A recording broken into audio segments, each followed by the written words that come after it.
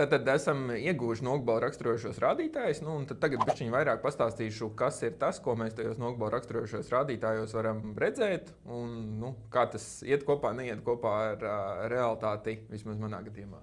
Tad, skatoties no augšas, tad viens pārliecinamies, nu, ka vispār ir īstais īpašums vai pareizais kadas numurs, par ko ir runa. Manā gadījumā jā, tie ir franči. Te var redzēt, kad ir veikta tā mana inventarizācija, vai viņa vēl ir derīga, vai cik gadus, vai cik sena.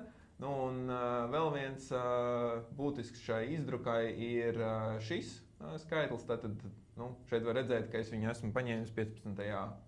aprīlī.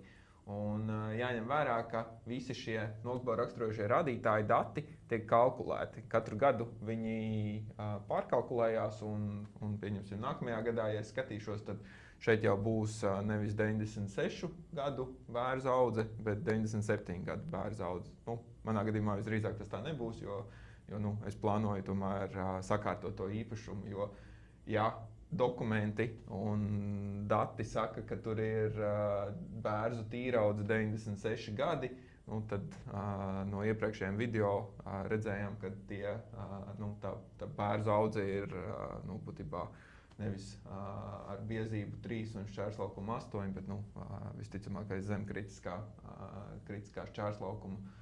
Un būtībā nu, man viņu jāplāno, kā atjaunot. Tāpatās vēl viena vērtīga lieta, šeit arī smuki parādās nogbalu plāns. Tā ir visbiežāk nu, otrā vai trešā lapa beigās, kurā tad attiecīgi var redzēt šos nogabalu plānus. Nu, tas būtu svarīgākais par nogbalu raksturošiem rādītājiem.